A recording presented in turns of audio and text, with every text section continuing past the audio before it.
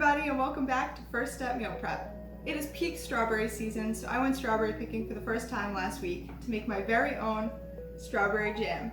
Now there's lots of recipes out there for jam, but as always, this channel is going to make it simple, healthy, and most importantly, sweet.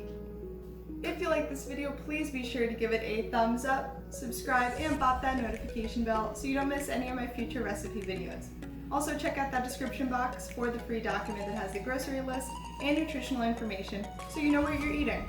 Alright, enough chatting, let's get to prepping.